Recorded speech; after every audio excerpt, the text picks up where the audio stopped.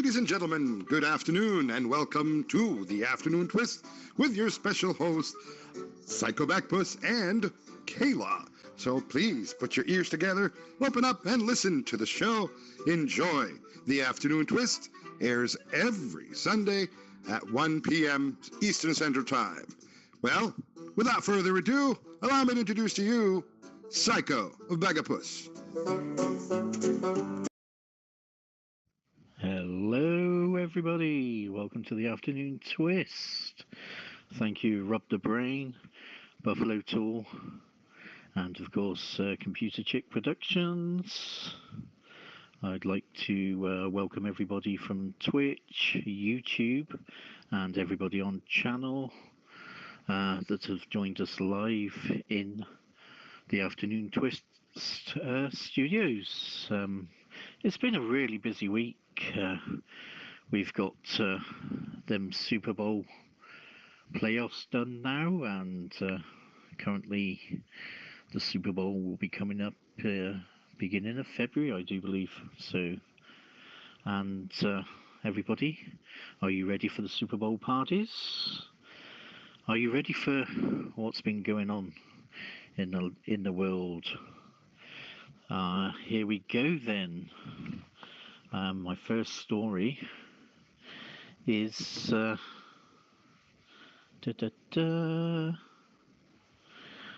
you poor thing, rare op gives a puppy chance for walkies.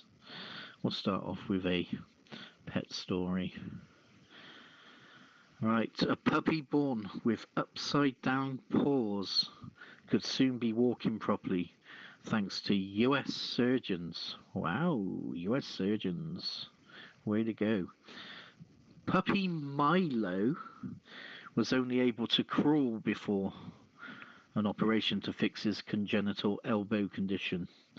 Dr. Eric Clary of Luther, Oklahoma said he's progressing well. Right, that was just a quick story. Some other quick stories. WhatsApp is stopping users from forwarding messages more than 5 times in an attempt to halt the spread of fake news. The previous limit was 20 shares.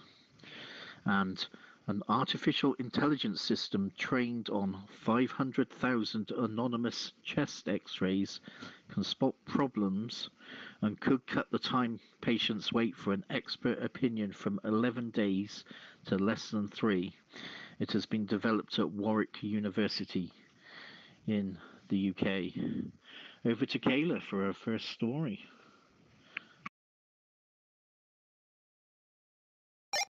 Alright, my first sports story for everybody is about the Patriots versus Rams and a meeting of past versus future.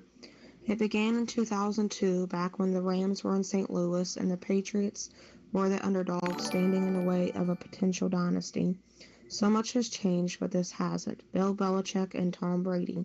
The duo, every bit as formidable now as when they won that first title, face the Rams, now back in Los Angeles, in a Super Bowl rematch of sorts that pits the NFL's past against its future. At 32, Sean McVay is the youngest Super Bowl coach. At 66, Bill Belichick has an NFL record of 30 playoff wins. At 24, Jared Goff is the youngest quarterback to win the NFC Championship. At 41, Brady will be the oldest quarterback to start a Super Bowl. The Rams are back in the Super Bowl for the first time since that meeting against the Patriots, and then for the first time as the Los Angeles Rams since 1980, when they fell to the Steelers. The Patriots are back for the 3rd straight time. They lost to Philly last year, the 4th in 5 seasons, and the 9th since Belichick got the New England dynasty on track in the 2002 win over St. Louis.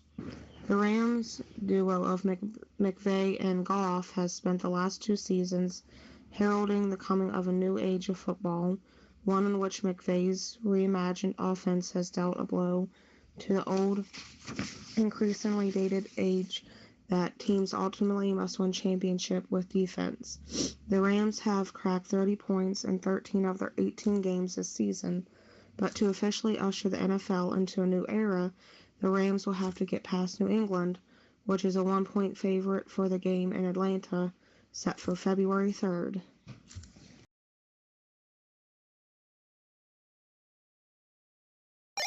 Right, February the 3rd. There we go. I do believe that's next Sunday. Vandals in London covered a statue of Sir Winston Churchill and a memorial to Bomber Command with white paint. It is the fourth attack on the RAF memorial in 6 years, and the cleanup will cost thousands of pounds. And a British rowing team brushed off a near miss with a tanker and attacks by flying fish to take 5th place in the transatlantic race. The Row for Victory quartet from North Yorkshire completed a 3,000-mile Talisker Whiskey Atlantic Challenge in just under 40 days. Right. Okay. There's some strange words that get added and brought up. Sometimes they even make it into the dictionary. Right, next story is why Mombies need ginwag after Poonami. Parents with young kids have a host of funny phrases to help them cope. Top ones include Poonami, which is a poo explosion, Three-nager, which is a 3-year-old throwing a teenage-style strop, and Niplash, the pain when a breastfeeding baby twists without letting go of your nipple. After that, any mombi, a mum who looks like a zombie through lack of sleep, deserves a gin wag. Gossip over a glass of gin. Channelmum.com has a full list of colourful phrases to describe the ups and downs of parenting. All right, can I have some? I'm going to throw it open to the channel for comments on that, and then we'll jump to Kayla for the next story. Honestly, words can't express how furious I am over the Bomber Command Memorial getting defaced. It absolutely sickens me. And my daughter, go ahead, you want to say it? Nope, okay. The whole mombies and all that was funny. What was that website again? So we can look them up and laugh ourselves some more. She really liked it being a new mom. Yes, it's channelmum.com. I'll stick it in the text box as well for you.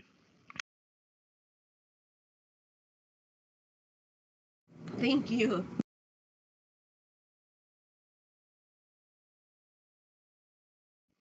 Okay, Kayla, can we have your next story, please? Alright, my next story is about a scandal-scarred American Catholic Church approaching a crossroad. The Catholic abuse scandal in the United States is approaching a critical moment as the Vatican prepares for a worldwide abuse summit with a prominent American former cardinal under Vatican investigation and another American cardinal under pressure for changing his story about what he knew about the case. Cardinal Donald Worrell, whose resignation as Archbishop of Washington, D.C. was accepted last year, apologized last Tuesday for what he called a lapse of memory. He acknowledged that he had known about an allegation of abuse against his predecessor, former Cardinal Theodore McCarrick, despite several denials over the past year. The letter comes as U.S. Catholics' trust in the Church is plummeting, and as the Vatican is preparing to convene a summit of national church leaders from around the world to discuss the international abuse crisis next month. McCarrick has denied the allegations. Both the Vatican and his attorneys have declined to comment. Worrell was Bishop of Pittsburgh from 1988 to 2006, a period covered by the blistering state grand jury report in August that found that more than 300 priests had been accused of having abused more than 1,000 children across Pennsylvania since the 1940s. The report alleged that Roman Catholic Church leaders covered up the crimes and obstructed justice, specifically naming Worrell as having allegedly concealed abuse by accepting the reassignment of priests who had been accused of abuse to other parishes. On last Saturday, Worrell acknowledged that in 2004, while he was Bishop of Pittsburgh, he not only read but passed along the Vatican's U.S. representative a report detailing an allegation of sexual abuse against a priest by an accuser who was an adult at the time of the alleged abuse. In a letter to fellow priests on last Saturday, Worrell said that when the allegation against McCarrick became public, he denied any acknowledgement because the assertion was in the context of the charges of sexual abuse of minors, which at the time was the focus of discussion and media attention.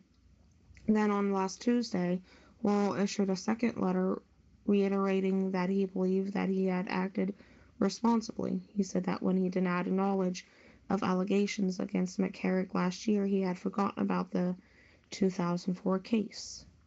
So, what does everybody think about that?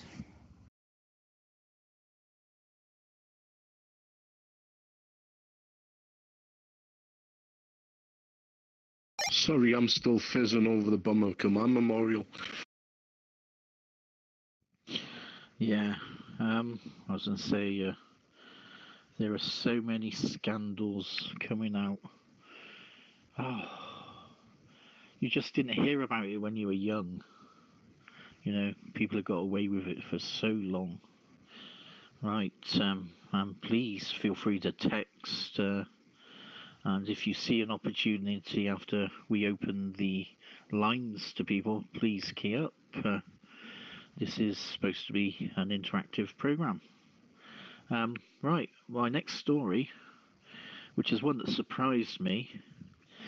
Stoner Crow's ancient Scottish circle is only 20 years old.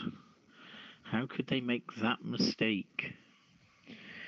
An ancient Scottish circle thought to date back more than 4 centuries turned out to be a monumental mistake because it was built 20 years ago. Experts investigated the stone ring in, here we go, I'm going to get this totally wrong, Lachelle Cushney, Aberdeenshire, after a landowner tipped them off about it in December. It appeared to match the recumbent stone circles unique to the region. Historic Environment Scotland and Aberdeenshire Council's Archaeology Service believed it was authentic, although it was smaller in scale than usual and lacked distinctive stones.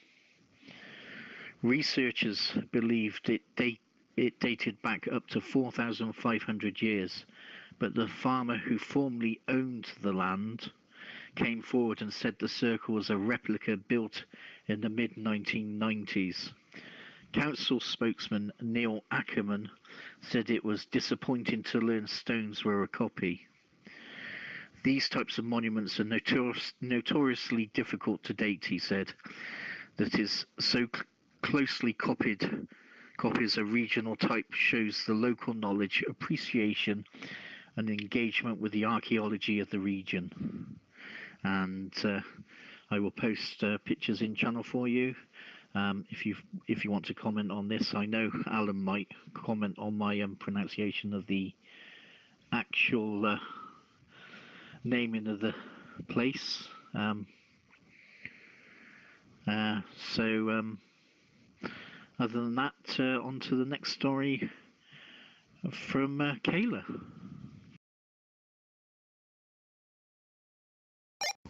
Alright, my next story is about Sears surviving a near-death experience, but for how long? Sears will live on at least for now. Its chairman and biggest shareholder, Eddie Lampert, won approval for a $5 billion plan to keep the ailing 132-year-old department store chain in business.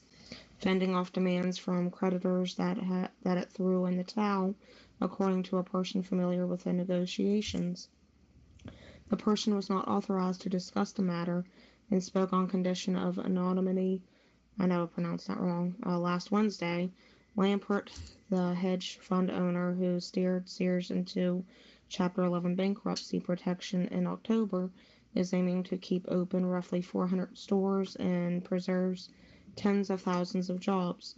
But how long Sears can survive under the 56-year-old billionaire, who has tried and failed to turn it around many times before, remains an open question. The company that was once the Amazon of its day, selling everything from girdles to snow tires, still faces cutthroat competition from the likes of Amazon, Target, and Walmart.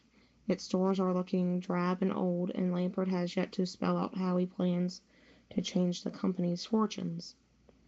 So, does anybody in here still shop at Sears? Or let me know what you think.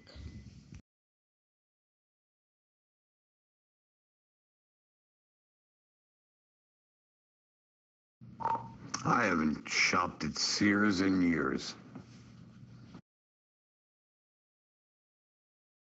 This is coming from Computer Check. Back in 2008 to 2010, I used to work. I did the IT help desk for the Sears Portrait Studios. What most people don't believe, Sears outsourced their portraits.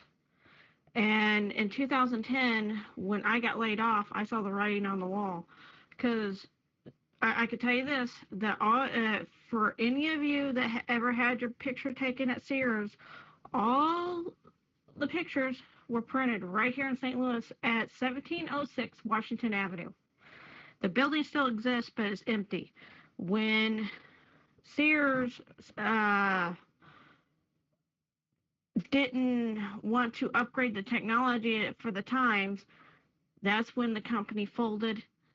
And I was without a job for a while, but it is what it is. I moved on. But the writing was on the wall back then with Sears. Okay, right. I'm not sure whether or not you parents out there always want the latest craze when it comes to children's toys, the must-have.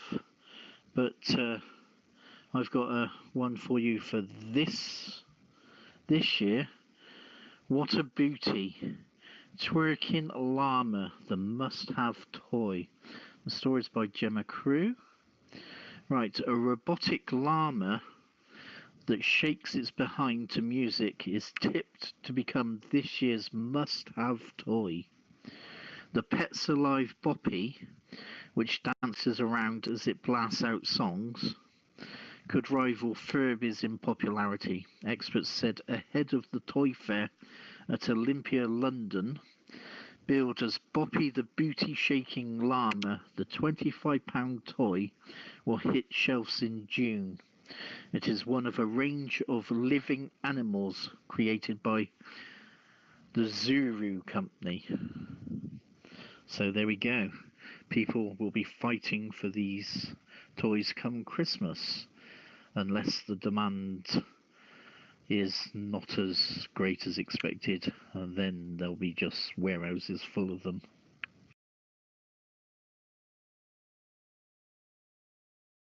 Did Miley Cyrus design this?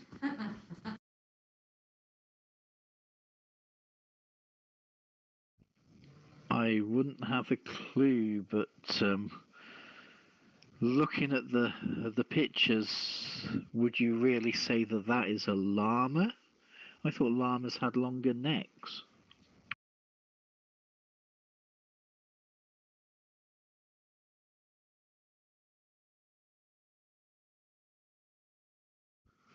Okay, Kayla, we're flying through them. You've got another sports story? If you can do that one possibly next. You read my mind. Yes, my next sports story is about Ray Lewis being back in Atlanta, Super Bowl 19 years after he was arrested. Once again, Ray Lewis and the Super Bowl intersect in Atlanta. Lewis isn't ducking from the bad memories of his career low point in 2000. Sorry, Gosney's, when he and a pair of friends were charged with the stabbing deaths of two men outside a nightclub hours after the last Super Bowl played there. Now a Super Bowl champion, an NFL Hall of Famer, and a broadcaster, Lewis has spent the last 19 years rebuilding his reputation after that night. This Super Bowl, Lewis is back in Atlanta to promote hope and healing, using his celebrity spotlight to bring exposure to his Ray of Hope Foundation, which gets celebrities and athletes to send inspirational personal video messages for those in need. Lewis, Joseph Sweating, and Reginald Oakley were charged in double murders that happened after a party in Atlanta's Buckhead neighborhood following the St. Louis Rams' win over the Tennessee Titans. The victims were stabbed to death, and one victim's blood was found in Lewis's limo. Murder and aggravated assault charges against Lewis were dropped with his misdemeanor plea. He also agreed to testify against the other defendants, who were acquitted. Lewis received a year of probation by the court and was fined $250,000 by the NFL. He settled two lawsuits for undisclosed amounts with the family members of the victims. The killings, Lewis's arrest, and the ice storm that disrupted Super Bowl preparations nearly overshadowed the big game.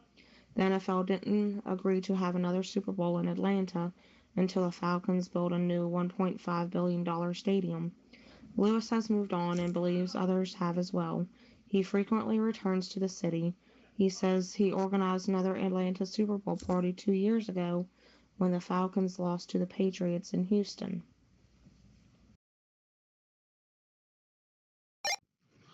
Oh, okay. Lost to Houston. Houston, we have a problem. Okay. I'm not sure how many people out there are familiar with Michael Schumacher, the Formula One racing driver who suffered a skiing accident and has been in a coma for quite some time. My next story is Schumacher in best of hands as he turns 50. The story is by Philip Duncan. Michael Schumacher's family said they're doing everything humanely possible for the seven-time Formula One champion in a rare statement. The F1 ace, who turns 50, has not been seen in public since he fell and hit his head in a skiing accident in the French Alps 5 years ago. Secrecy enforced at the request of his wife Karina is in place while he reportedly receives care at his home near Lake Geneva in Switzerland.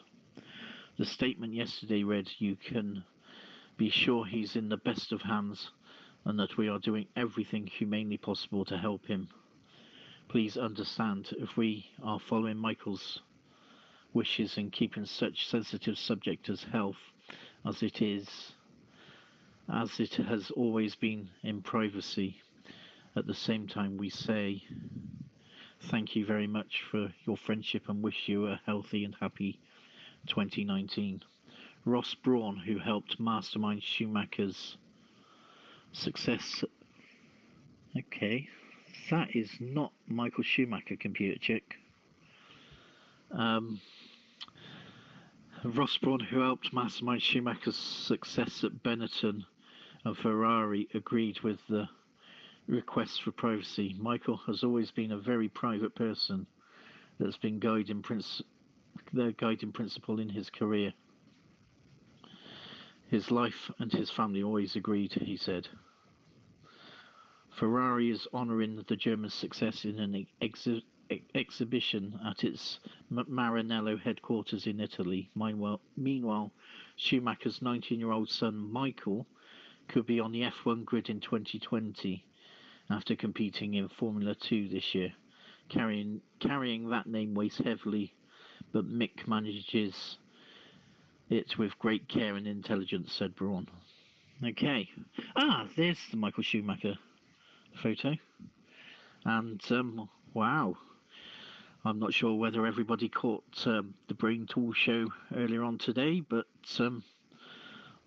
Zoltan has returned. Dun dun dun. I'd like to get Zoltan on the program at some point, if possible. I got some questions to ask him. Okay. Any further comments? It's getting close to half past. At half past, we will be doing Kayla's questions, a very popular segment for this show. Everybody loves a good questions and answers. Zoltar the Magnificent. There we go. And also the Uranus Fudge Factory. I'd also like to put in a mention for them. Zoltar says so. You owe us. I'm just glad our studios were remodeled as a result of the unfortunate incident. And back over to Kayla.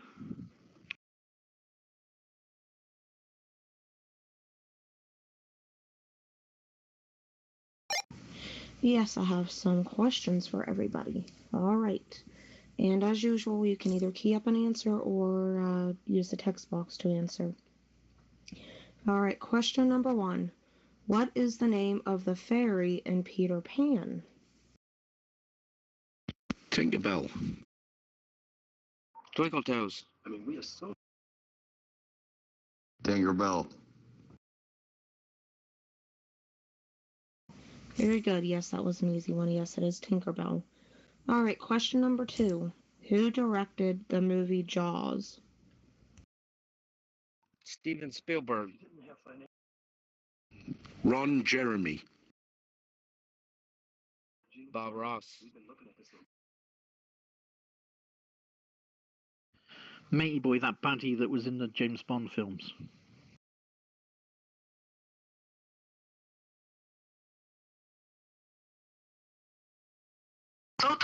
All right, I think it was Buffalo Tool that answered Steven Spielberg. Yes. All right, question number 3. How many strings does a violin have? 5. 1. The G string. 4. 6.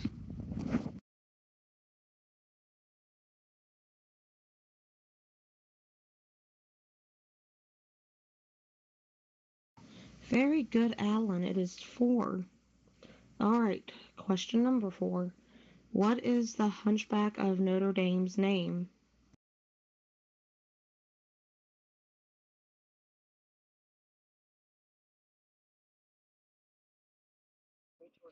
Coach Kelly.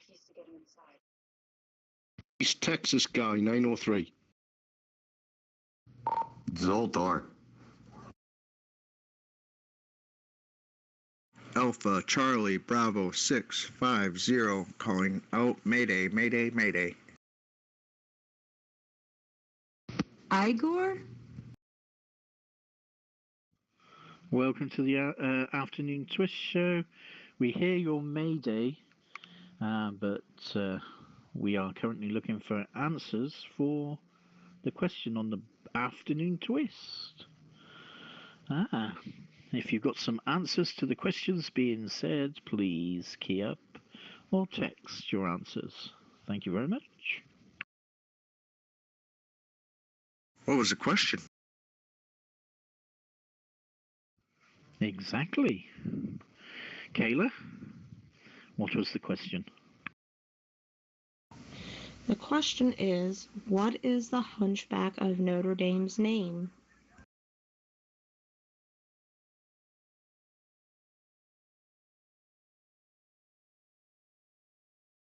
Quasimodo?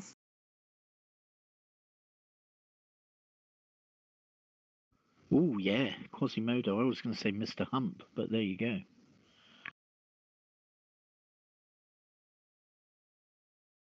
Very good, it is Quasimodo. All right, question number 5. What color is the circle on the Japanese national flag? Red. Orange. I think it's red. I'm pretty sure it's red. Rojo. Red. Red. Red, like the setting sun.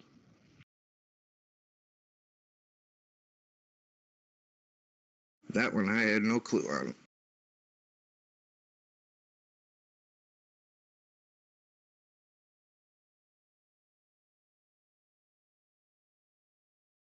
Yes, very good. It is red. All right, question number 6.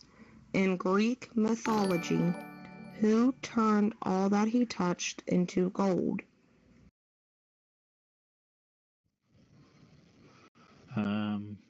Was I want to say Midas because he had a Midas touch, but there we go. I could be wrong. Yeah, I'd have said Midas as well. Yes, Midas. Ah, it's King Midas. Midas. Midas, King Midas. Got the magic touch. Oh, yeah.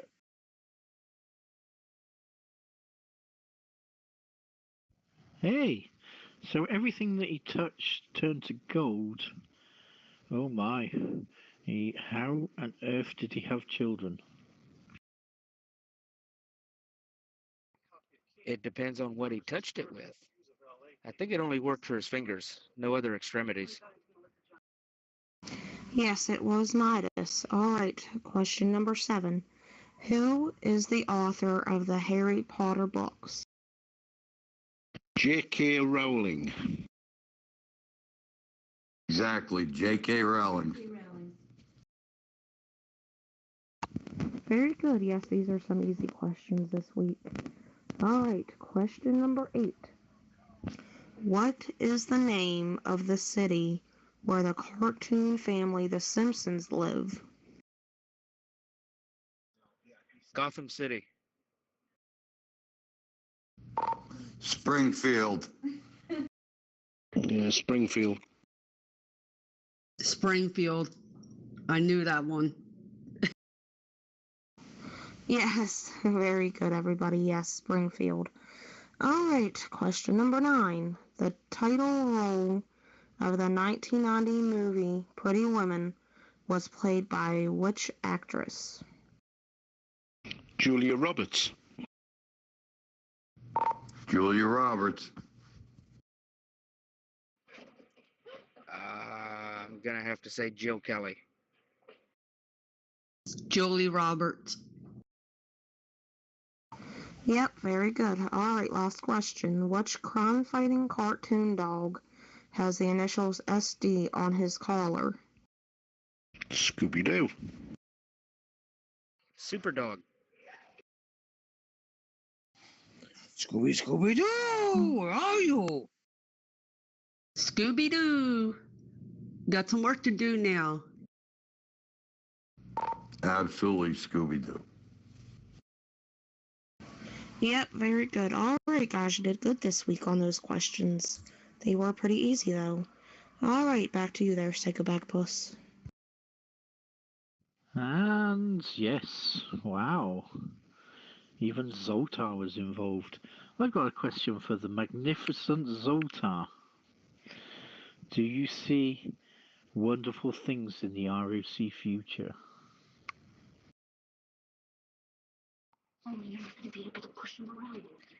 Zoltar says yes. Many good things are to come in 2019 for the ROC, the Webble Outlaw crew. We will have new members. Of course, some will come and some will go, but for the most part, we will have a crew full of good members. There will be a special trip for the members where many, many, many memories will be made. And then memories come courtesy of Granny 420 memory foam inserts. Right, moving on. Life is slipping away, but I'm not scared, says Sir Billy. Story by Kieran Southern. Sir Billy Connolly admits he is near the end and life is slipping away as he speaks about his life with Parkinson's disease. The veteran comedian was diagnosed with degenerative neurological condition in 2013. My life is slipping away and I can feel it, and I should, he says. I'm near the end. I'm a damn sight nearer the end than I am the beginning, but it doesn't frighten me. It's an adventure, and it is quite interesting to see myself slipping away. I don't have the balance I used to have. I don't have the energy I used to have. I can't hear the way I used to hear. I can't see as good as I used to. I can't remember the way I used to remember. It is like somebody is in charge of you and they are saying, right, I added all these bits when you were a youth, now it's time to subtract. Now 76 and living in Florida, Glasgow-born Sir Billy, nicknamed the Big Yin, was a welder before becoming a hugely successful comedian. At one point during the programme, Sir Billy, who is married to a psychologist, Pamela Stevenson, 69, asks for filming to stop as he appears to be struggling with the effects of the disease. Speaking about Parkinson's, he said it takes a certain calm to deal with, and I sometimes don't have it. I sometimes get angry with it, but that doesn't last long. I just collapse in laughter. So, there we go. Parkinson's disease. I'm surprised that they have not actually come up with a decent way to counteract Parkinson's disease. I'll throw that open. Maybe people you know have been affected by Parkinson's.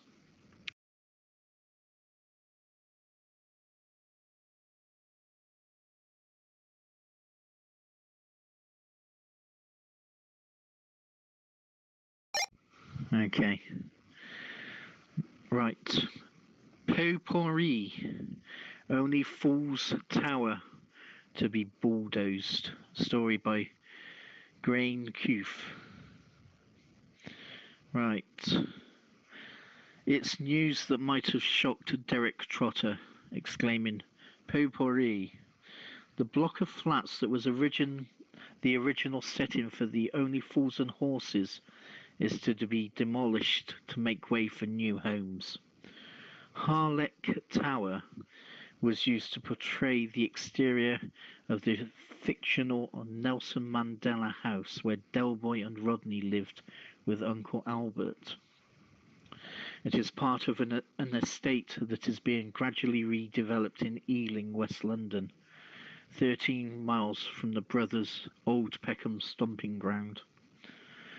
The building will be pulled down after outline planning permission was granted last month for developers to build 1,950 homes on the site, where 3,300 are planned for the future.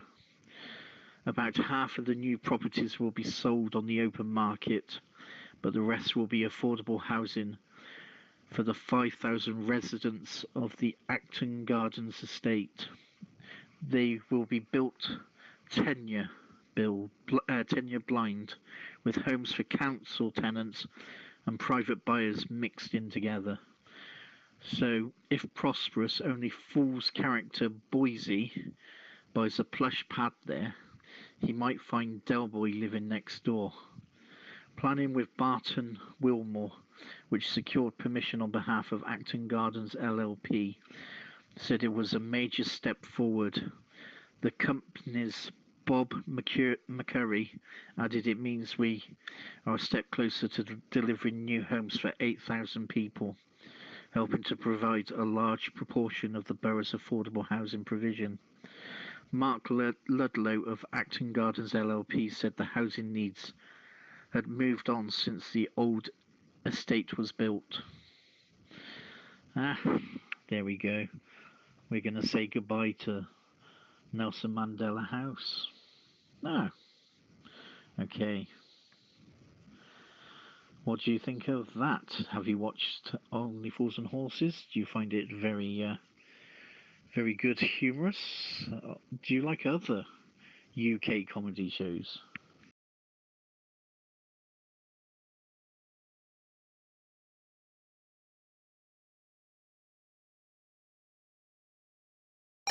About 5 years ago, we got rid of the car park that was in Get Carter up here. It was in Gateshead.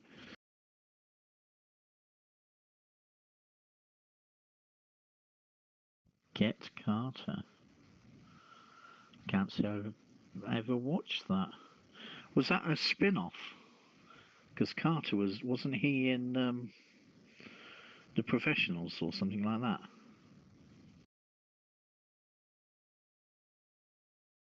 No, it was a film. I'm sure it was a film.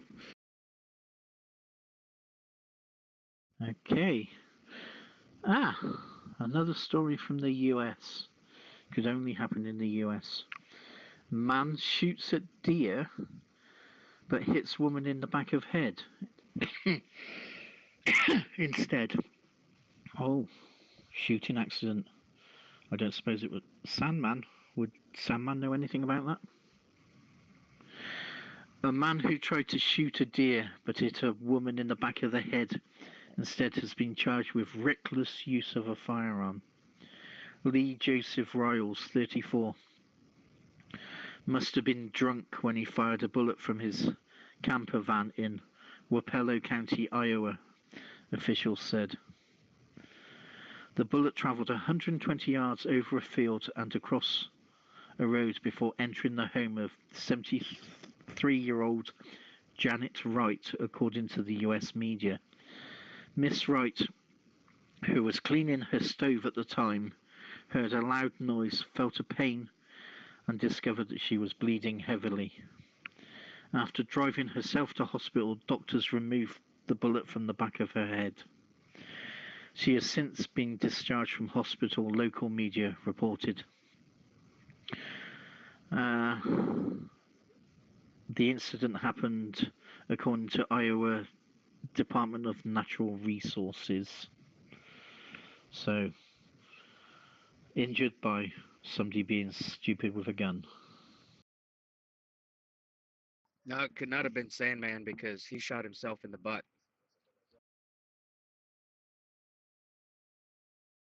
No, his friend shot him in the butt after being told not to load the rifle. But he did shoot himself in the foot with a crossbow bolt, I do believe I heard him say.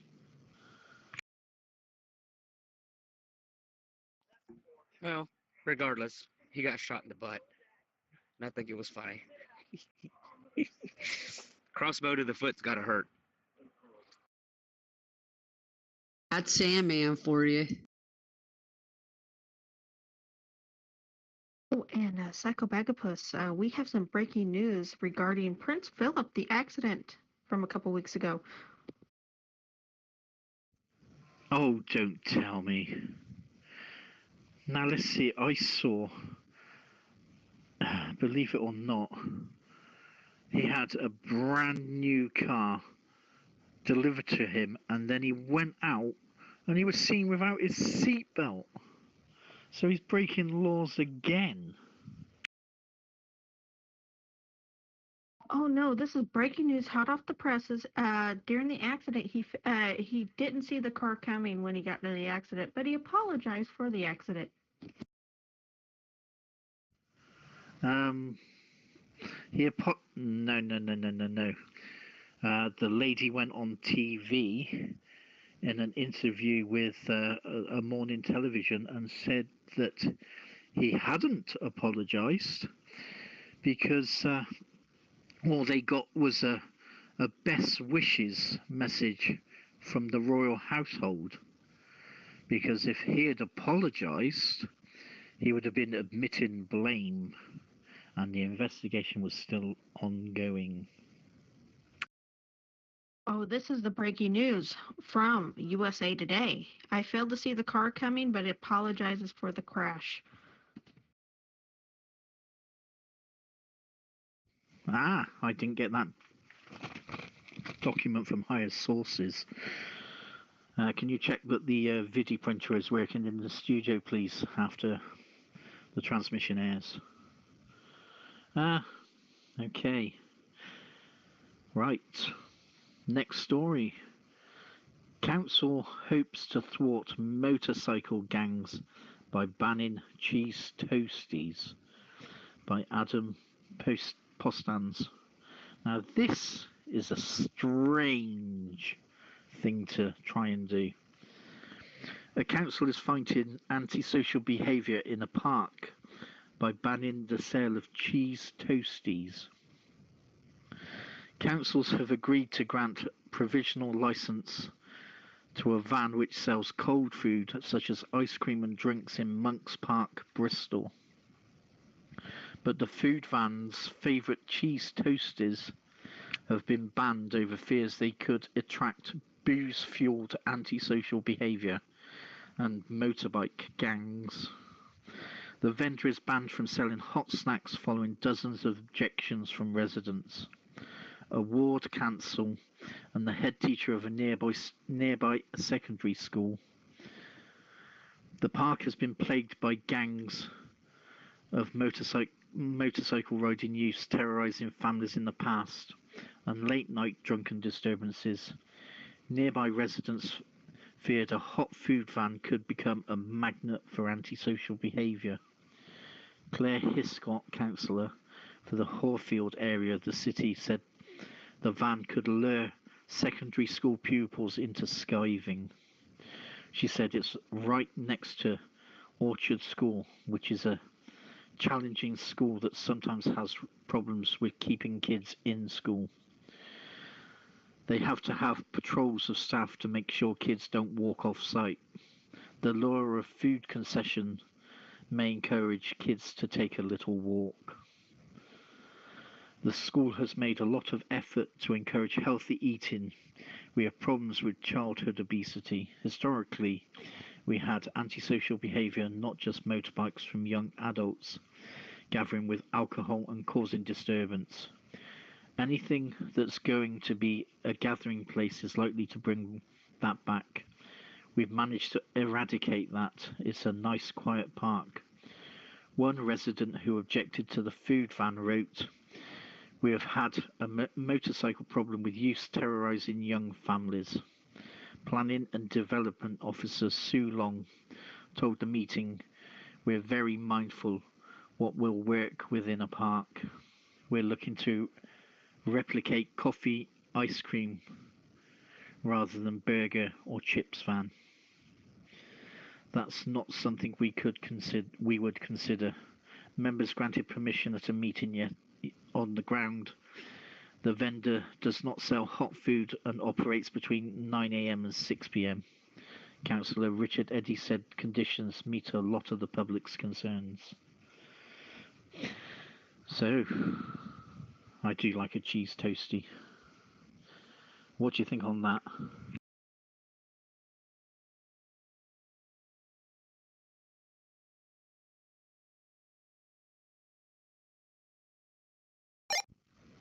Okay, Kayla, let's have your next story. Alright, my next story is about U.S. service members being wounded by an explosion in Syria. U.S. service members were among those wounded by an explosion in Syria, a senior Kurdish security official told NBC News last Wednesday. The official said members of the U.S.-led coalition battling the Islamic State group were caught up in a blast that happened in a market. The official couldn't confirm the number of injured or dead, but Americans were among the casualties. Forces were on foot in the city when they were approached by a man in civilian clothing with explosives hidden under his clothes at around 1 p.m. local time. The attack comes weeks after Trump announced that he was withdrawing all U.S. troops from Syria immediately.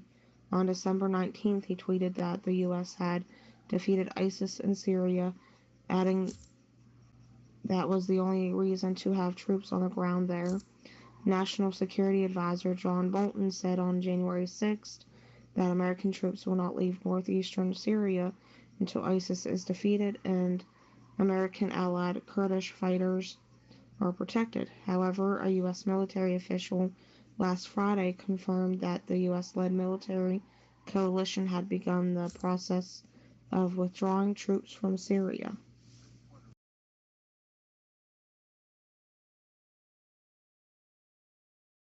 Okay, and looking at Twitch, thank you for joining us, Action Crunch.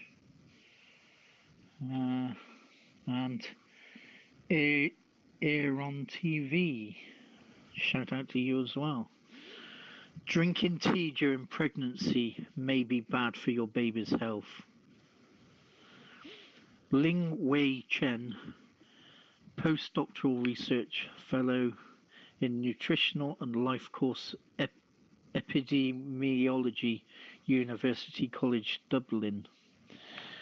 Caffeine is the most commonly used psychoactive substance in the world, and to average consumption levels it is considered to be good for your health, or at least not bad for your health. However, emerging evidence suggests that consuming caffeine during pregnancy may be bad for the baby. Our latest study adds to that evidence. We want to know if there is a link between maternal caffeine intake and negative birth outcomes in a population where tea is the main caffeine source. To do so, we use data from Irish cohort study.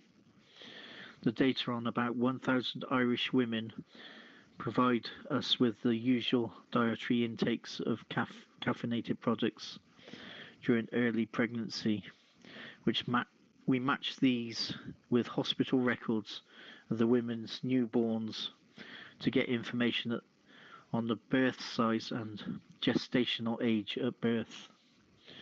Tea was the predominant caffeine source, 48%, followed by coffee, 39%. Our analysis published in the American Journal of Clinical Nutrition showed a consistent link between both coffee and tea, caffeine and adverse birth outcomes in the highest caffeine consumption group. The risks of delivering babies with abnormally low birth weight or short gestational age at birth were about 2 times higher. The results were similar regardless of the caffeine source. Right, while coffee is the main source of caffeine in most parts of the world, about 100 micrograms per cup, it is less recognized that tea contains a significant amount of caffeine too, about 33 milligrams per cup. Brewing methods and types of coffee and tea influence their caffeine contents. For example, caffeine content is higher in brewed coffees than instant coffee and is higher in black tea than in green tea. So our findings have potentially important public health implications in countries where a lot of black tea is consumed, such as Ireland and the UK. The recommended caffeine intake level during pregnancy differs across health organizations and countries. The World Health Organization recommends intake of less than 300 milligrams per day. In contrast, organizations such as the Food Safety Authority of Ireland and the American College of Obstetricians and Gynecologists recommend an intake of less than 200 milligrams per day. However, our study shows an increased risk of adverse birth outcomes even for a maternal consumption level lower than these recommended levels. So, there we go. Should pregnant women abstain from coffee? I don't know. I've never really had to be close to a pregnant woman. But I'm sure it's a topic to be talked about.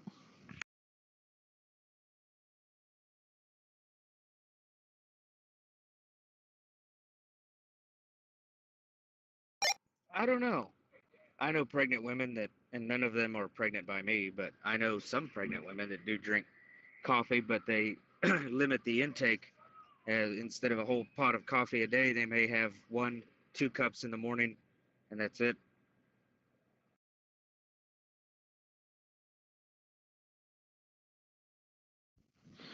Okay, so that's the people that can moderate when they're not eating pickles or strange cravings for other things.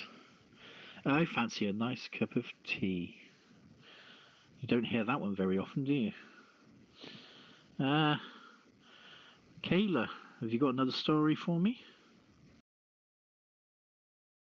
Speaking of tea, that means when Buffalo Tula impregnates Lady Giggles, she can't drink her tea while pregnant.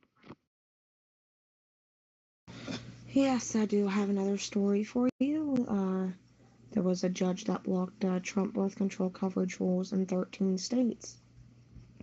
A U.S. judge in California blocked Trump administration rules, which would allow more employers to opt out of providing women with no-cost birth control, from taking effect in 13 states and Washington, D.C.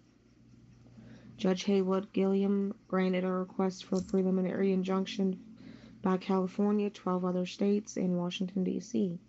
The plaintiffs sought to prevent the rules from taking effect as scheduled last Monday, while a lawsuit against them moved forward, but Gilliam limited the scope of the ruling to the plaintiffs, rejecting the request that he block the rules nationwide. The changes would allow more employers, including publicly traded companies, to opt out of providing no-cost contraceptive coverage to women by claiming religious objections. Some private employers could also object on moral grounds. California and the other states argue that women would be forced to turn to state-funded programs for birth control and experience unintended pregnancies. At issue is a requirement under President Barack Obama's healthcare law that birth control services be covered at no additional cost. Obama officials included exemptions for religious organizations. The Trump administration expanded those exemptions and added moral convictions as a basis to opt out of providing birth control services. The ruling affects California, Connecticut, Delaware, Hawaii, Illinois, Maryland, Minnesota, New York, North Carolina, Rhode Island, Vermont, Virginia, Washington, and the District of Columbia. Okay, so the shutdown in America is over. Things are starting to return to normal. Government pay is being backdated. I wonder if they're going to do the government pay before they do everybody else's. It wouldn't surprise me. Right, sports news. Rape cops ordered DNA sample from Ronaldo by Daniel Binns. Cristiano Ronaldo has reportedly been ordered to give a DNA sample to detectives in the US investigating a rape. The former Manchester United footballer, 33, has been accused of attacking former teacher Catherine Mayorga in a Las Vegas hotel room in 2009. Miss Mayorga, 34, alleges she was forced to sign a $370,000, £294,000 out-of-court settlement, but came forward after being given courage by the #MeToo movement against sexual assault. Detectives will test the DNA to compare it with a sample found on Miss Mayorga's dress, according to the TMZ website.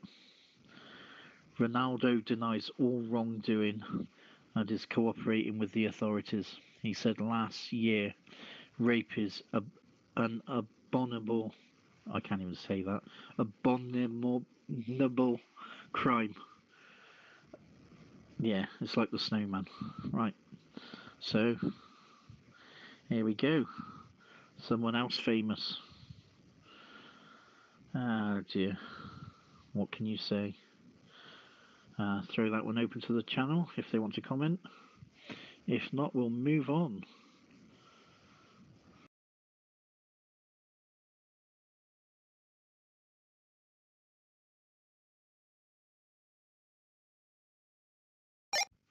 Okay, Kayla. Yeah, we're moving on. Kayla, what do you have for me? You had something about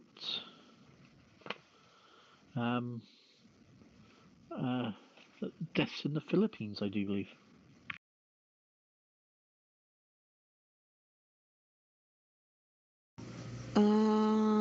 I don't believe, but I do have a story about the government shutdown costing U.S. economy at least $6 billion. Financial rating agency Standard & Poor's analyzed the cost of the partial government shutdown on the United States and found it added up to at least $6 billion more expensive than the $5.7 billion President Trump wanted for the border wall. In a report issued on Friday, the rating agency's global economics arm said the overall cost to the economy for the longest government shutdown in U.S. history is likely worse than what was previously expected. Late Friday, Trump signed a bill officially reopening the federal government for 3 weeks while Congress further negotiates border security funding with the president. S&P previously estimated that the partial shutdown would have a modest impact on the U.S. economy, which is worth about $19 trillion. The rating agency previously estimated the U.S. economy would lose approximately $1.2 billion of real GDP for each week of the potential standoff, but as the shutdown continued, weekly costs likely widened beyond the average weekly cost of $1.2 billion.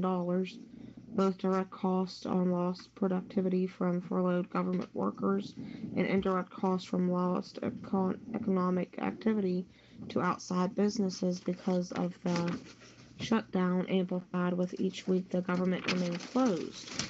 So it looks like the government could be shut down again in a couple of weeks, I guess, if they don't come to an agreement. Oh my. Is it open? Is it closed? Who knows? Right. Have you ticked off the Great British Bucket List by Gemma Francis? Seeing the Giant's Causeway while whale watching in Scotland and visiting Roman baths have been named our top British bucket list experiences. Spending the day at Wimbledon tennis tournament, walking along Hadrian's Wall and visiting Buckingham Palace also ranked highly in the UK poll, which revealed how little we explore our nation. More than 6 in 10, 63% of those surveyed from Sykes holiday cottages had spent time in Spain, but only a third had been to Surrey, and more Brits had visited France, 67%, than Cornwall, Manchester and even London. Although Giant's Causeway tops the list, only a quarter said that they had visited Northern Ireland, where it is located, while the same number of people have been to Australia as Aberdeenshire, 16%. Graham Donahue, boss of Sykes Cottages, said many people would be surprised at how much there is to see just 100 miles away from their hometown. Britain isn't called great for nothing. Right, British must-see experiences. Top of the list, visit Giant's Causeway. Number 2, go whale watching in Scottish Highlands. Number 3, visit baths, Roman baths. Number 4, walk along Hadrian's Wall. Number 5, see the summer solstice at Stonehenge. Number 6, spend a day at Wimbledon. Number 7, enjoy clotted cream tea in Cornwall. Number 8, stay in a thatched cottage in the Cotswolds. Number 9, visit the Edinburgh Festival. Number 10, visit Buckingham Palace. Number 11, watch a show on London's West End. Number 12, see the White Cliffs of Dover. Number 13, eat fresh fish and chips in Whitby. Number 14, walk through Cheddar Gorge. 15, climb Mount Snowdon. 16, take a boat trip on Lake Windermere. 17, stargazing in Northumberland. 18, see the crown jewels at the Tower of London. 19, look for Nessie at Loch Ness. 20, search for fossils on the Jurassic coast. That is the top 20 things to do on a British bucket list. I've been to Cheddar Gorge. I've visited the Roman baths. When I was young, we went to the Tower of London. You can impregnate her abs, come back to the US. No.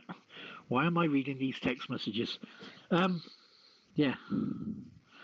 Okay, so I'm sure if people visiting from America, what would be top on your list to do?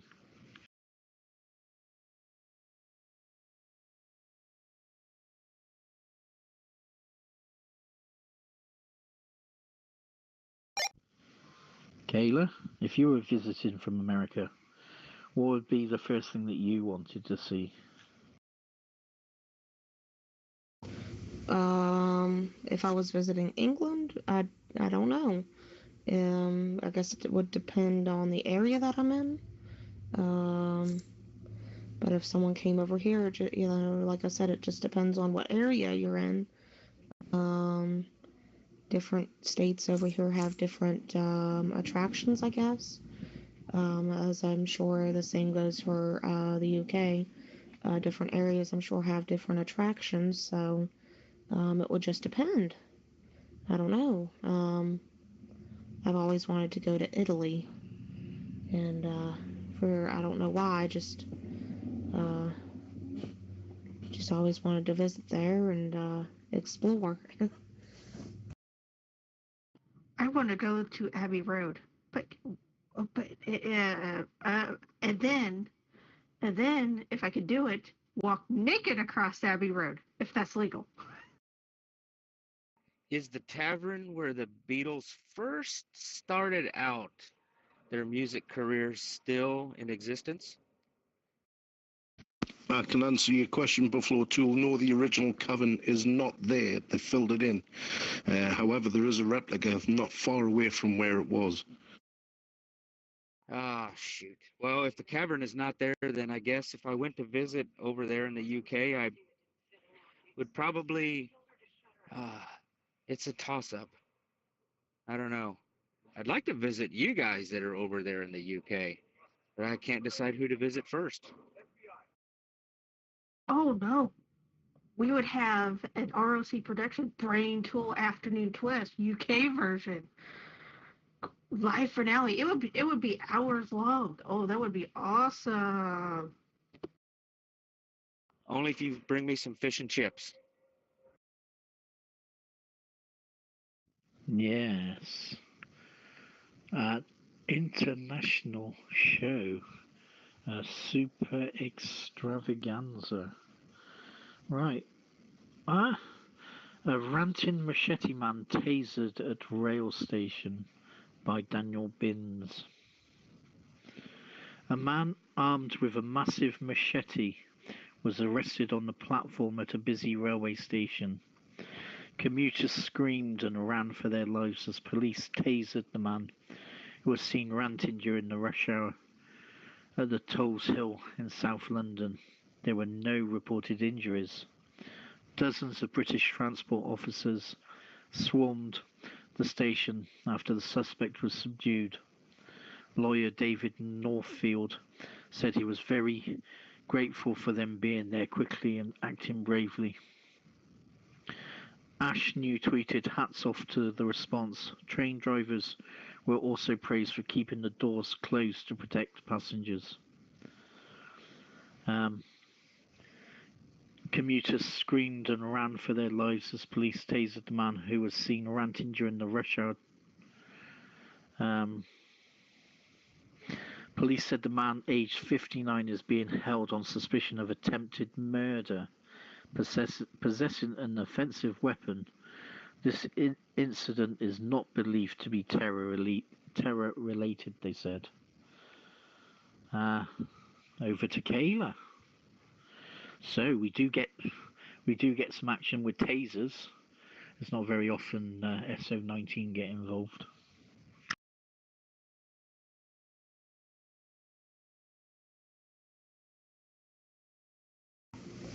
Alright, my next story for everybody is about the insulin cost per patient nearly doubling from 2012 to 2016.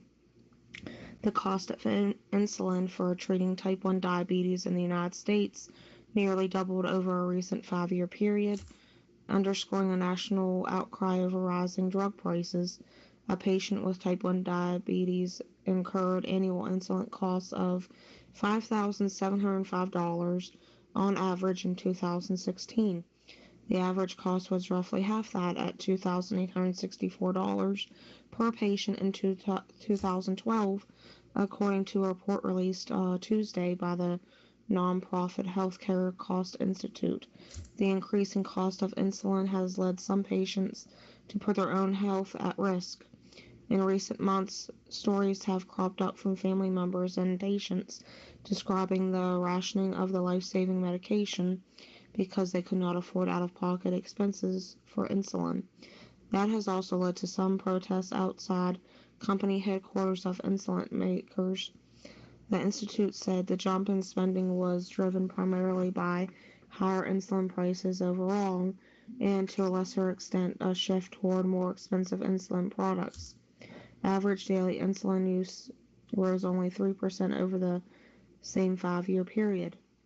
Drug makers say they periodically need to raise U.S. list prices of their medications to help offset steep rebates they must offer to get them covered by insurance plans. In the last 2 years, major pharmaceutical makers have limited annual price hikes of prescription medicines under growing pressure from the Trump administration and Congress.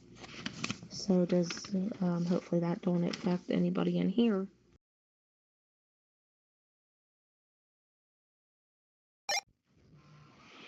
Okay, right. £1 million sparkler seized in Mac Mafia case by Dominic Yateman.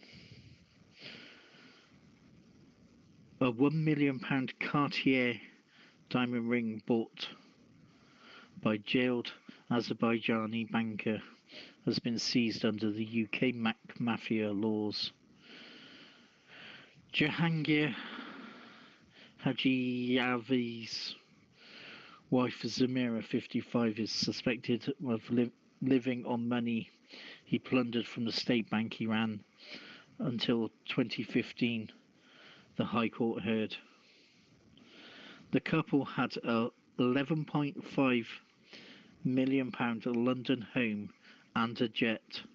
The court was told Judge Michael Snow granted detention of the ring to the National Crime Agency as it investigated how it was paid for. There are 2 unexplained wealth orders against Miss Hajiyeva, who denies wrongdoing. Her husband, 57, is serving 15 years for fraud. And that is just a short crime story. And back over to Kayla.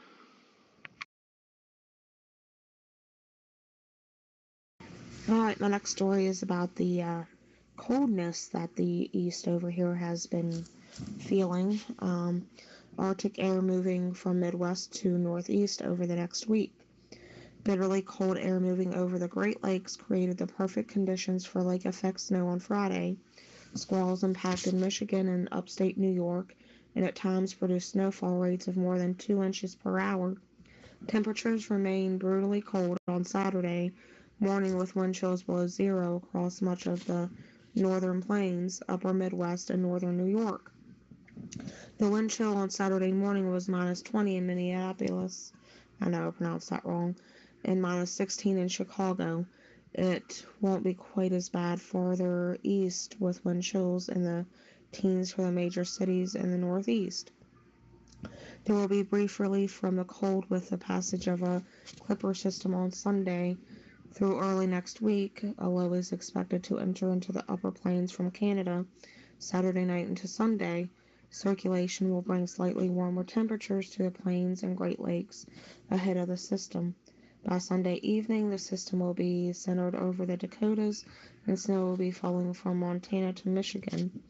The Midwest can expect the majority of snow to fall Sunday night through Monday night.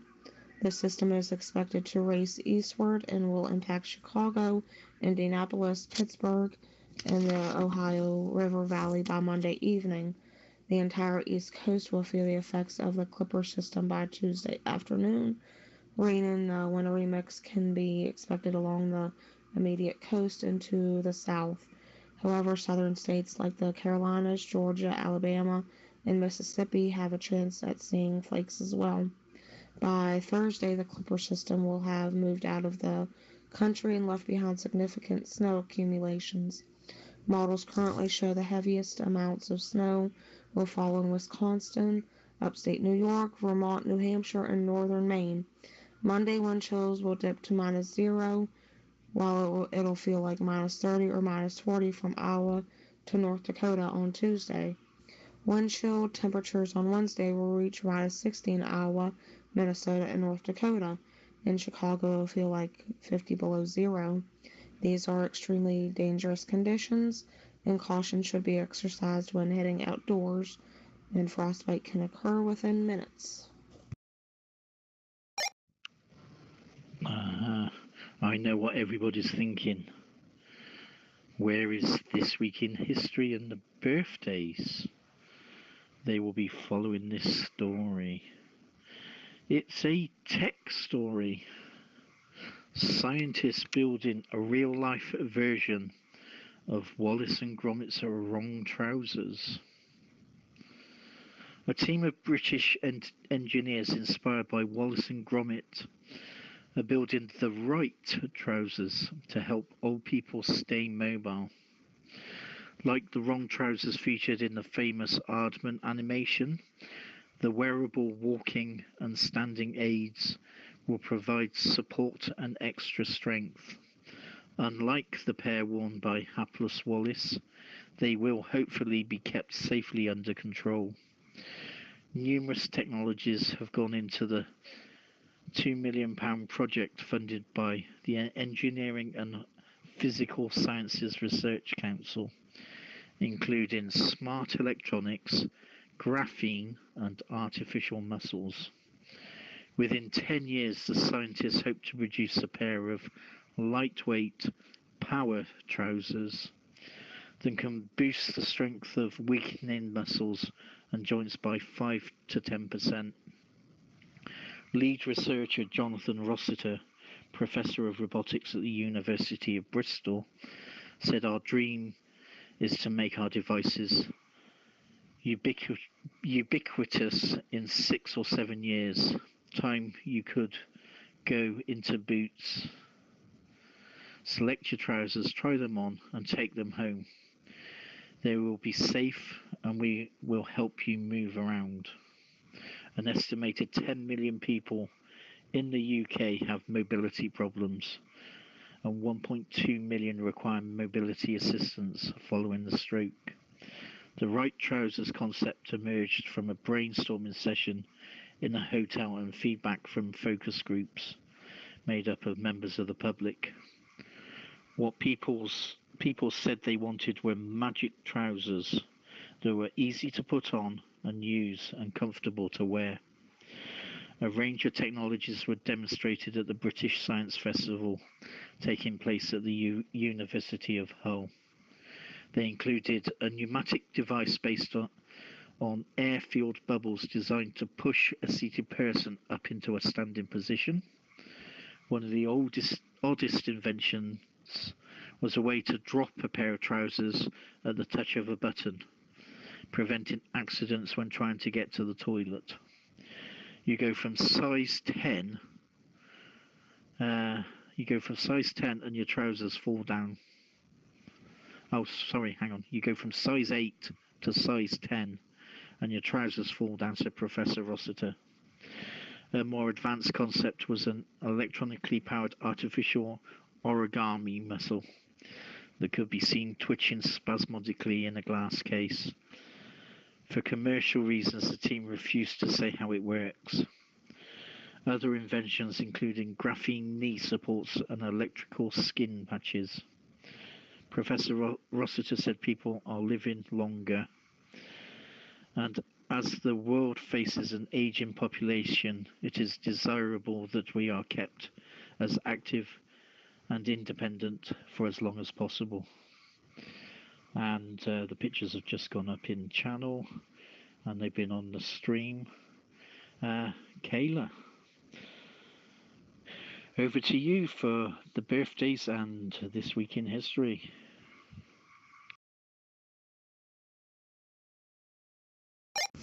Alright, in 1901, Queen Victoria of England died after reigning for 64 years, the longest reign in British history. In 1905, 500 protesting Russian workers were killed by the troops of Tsar Nicholas II in St. Petersburg. The event became known as Bloody Sunday and marked the beginning of the violent revolutionary movement of 1905, which ultimately failed. In 1943, during World War II in the Pacific, Japanese resistance ended in New Guinea, resulting in the first land victory of the war for Allied forces.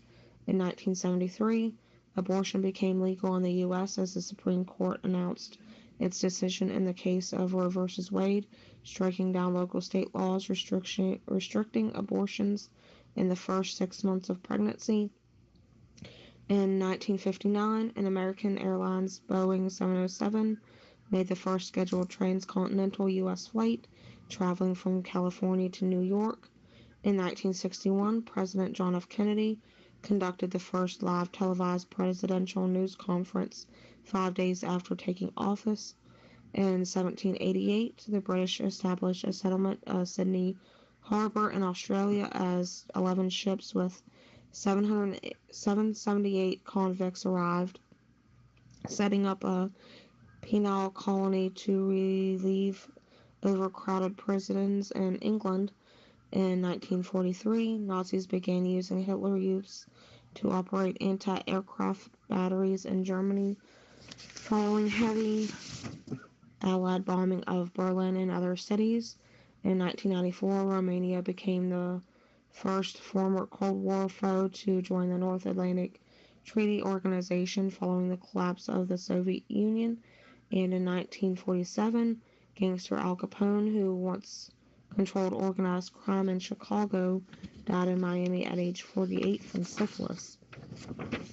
And the birthdays for this week, Ethan Allen was a former businessman, land spectator, philosopher, writer, American Revolutionary War patriot, and politician. He is best known as one of the founders of the U.S. state of Vermont. Thomas Stonewall Jackson served as a Confederate general during the American Civil War and became one of the best-known Confederate commanders after General Robert E. Lee. Benny Hill was an English comedian and actor, best remembered for his television program The Benny Hill Show. It was one of the most watched programs in the UK and had more than 21 million viewers in 1971. Frederick II was king of Prussia from 1740 until 1786.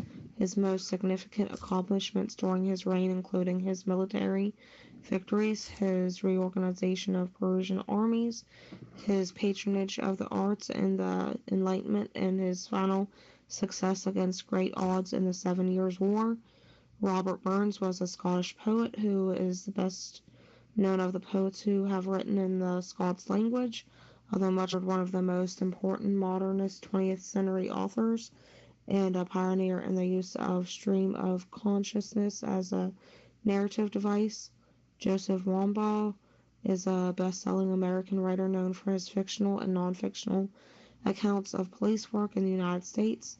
Several of his first novels were set in Los Angeles, California. Steve Perry is an American singer and songwriter. He is best known as the lead singer of the rock band Journey.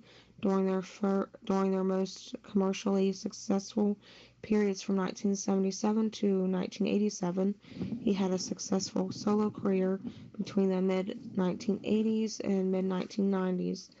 Mike Bossy is a former Canadian ice hockey player who played for the New York Islanders for his entire career and was a crucial part of their first 4-year reign as Stanley Cup champions in the early 1980s.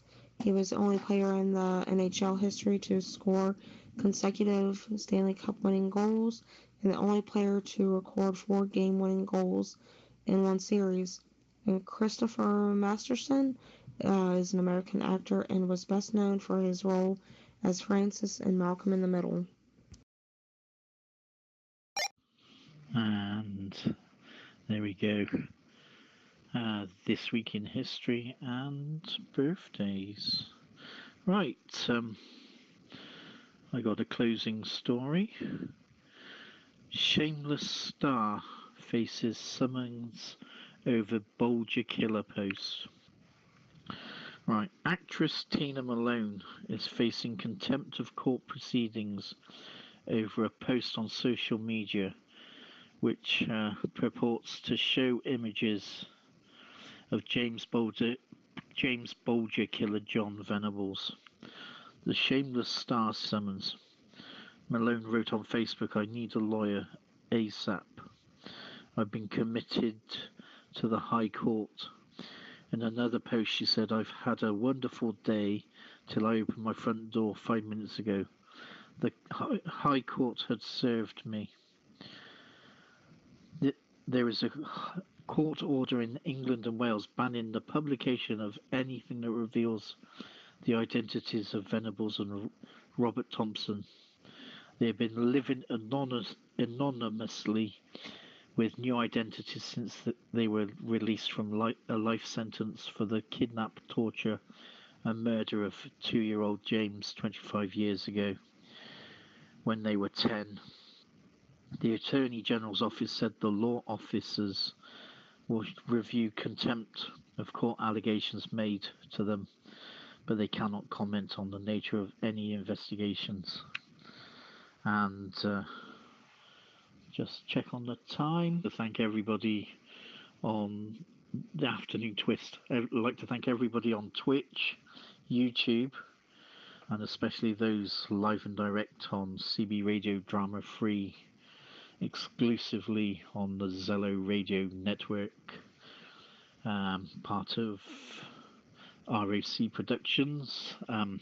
If you want to get in contact with us, please use the email address rocproductions@googlegroups.com. I'd like to, of course,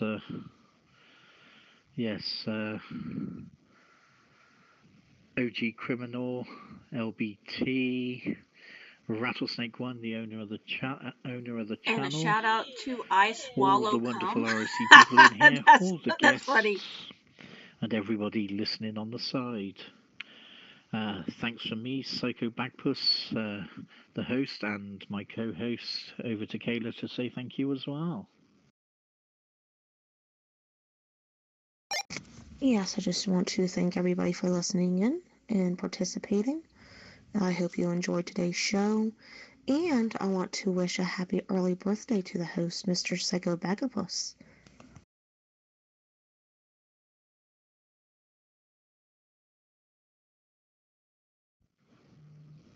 Oh, you shouldn't have. Now the cat is most definitely out of the bag. I was just, well, I was thinking about sexy robots. I wonder where I got that idea from. Ah, yes.